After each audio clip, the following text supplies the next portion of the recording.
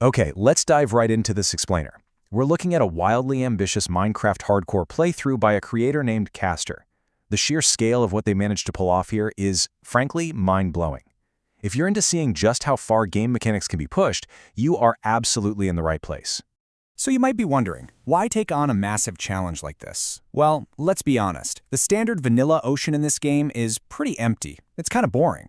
The default creatures just do not offer much of a challenge. But when you inject a few targeted mods, wow, you transform a barren wasteland into this ecosystem that is just bursting with life.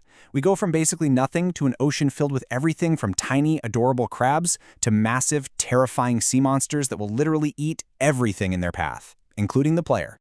Now, the magic number for this entire challenge is 21.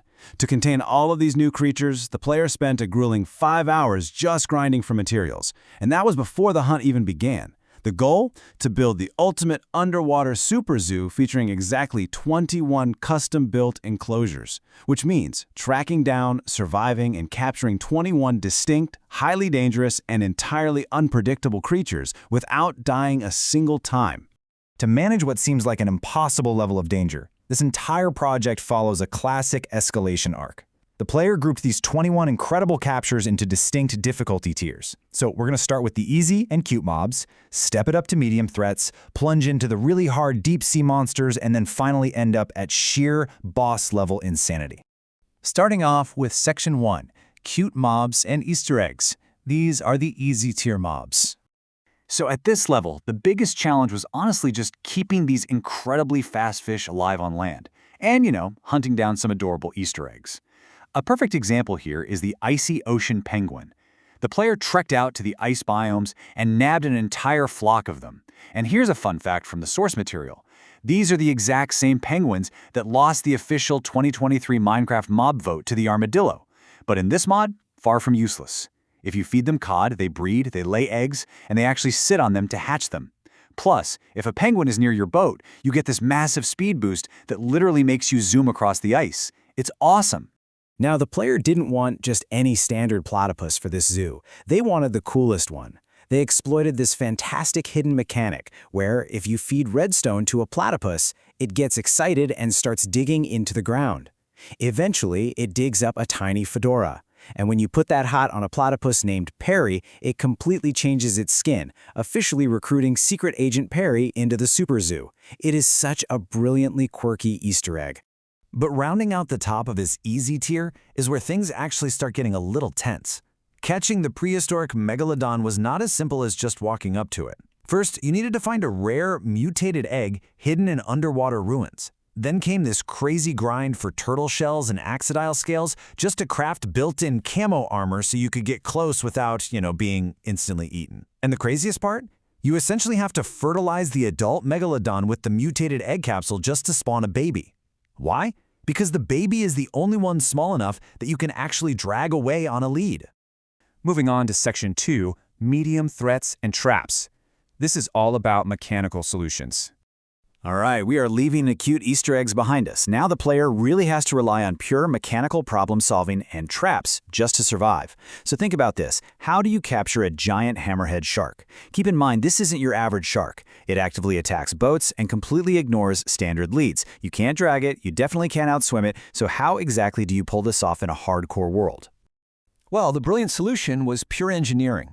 The player built this custom trap box right near the shore, boldly baited the aggressive shark into following them directly into the enclosure, and then executed a really clever hack. They used sponges farmed from an ocean monument to completely and rapidly suck all the water right out of the box. Stranded without water, the aggressive shark was rendered entirely harmless. It panicked, flopped right into a boat, and made for super easy transport. Even with smart traps, this medium tier was definitely not without its near-death experiences. Down on the ocean floor, the player almost lost their entire hardcore world to a cluster of deep-sea creatures known as bath traps. These things physically pull you toward them, and the terrifying part, the more of them that group together, the stronger that magnetic-like pull becomes. The player was straight up panicking, yelling, "What is this pulling me?" They realized that if there had been even one more bath trap in that cluster, they would have been permanently stuck and killed right there on the ocean floor.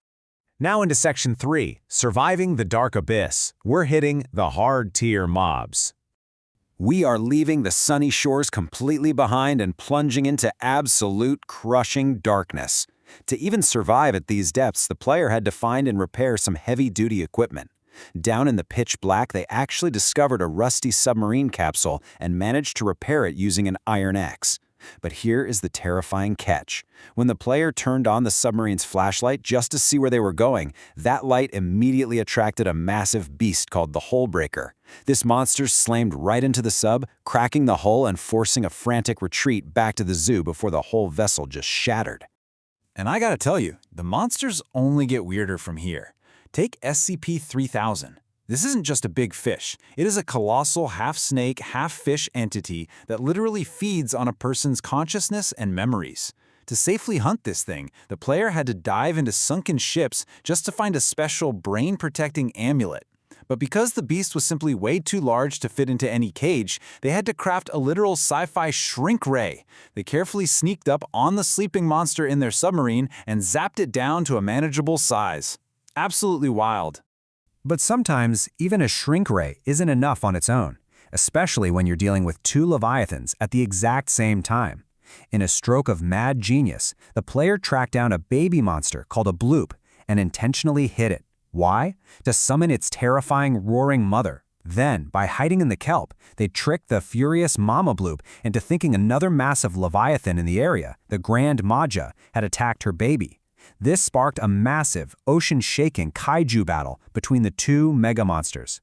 The player simply kicked back, waited until both of them were floating belly up and weak, and then shrank them both down to take home. That is absolutely brilliant gameplay. And finally, Section 4, the ultimate Kraken boss. Welcome to the insane tier. We have reached the absolute peak of this challenge, facing the most dangerous sea monster of them all. And you can't just stumble upon the final boss, you actually have to summon it. This required building the deepest, largest enclosure yet, braving the open ocean, right in the middle of a massive natural thunderstorm, and then striking the exact center of a roaring whirlpool with a magical channeling trident. Doing that successfully summoned the Kraken. But things immediately went sideways. The Kraken wasn't just some big squid, it literally threw lightning bolts at the player. The submarine was completely destroyed in seconds, and just as the player fled onto dry land, assuming they were finally safe, the giant Kraken dragged itself out of the ocean and began aggressively chasing them across the beach. As the terrified player yelled, "What is this? Squids can't walk! This is cheating!" Despite the sheer panic, the player stayed focused. They ended up using the Kraken's terrifying land-walking ability against it, basically kiting the enraged monster straight across the shore and directly into the massive final cage they had prepared. And with that, the 21-mob super zoo was successfully and incredibly completed. It really leaves you with a thought, doesn't it? If a literal lightning-throwing walking sea monster can be captured with enough engineering and careful planning, what other impossible digital challenges are out there, just waiting to be conquered? Thanks for joining me on this explainer. I hope you walk away with a whole new appreciation for just how far creative problem-solving can actually take you.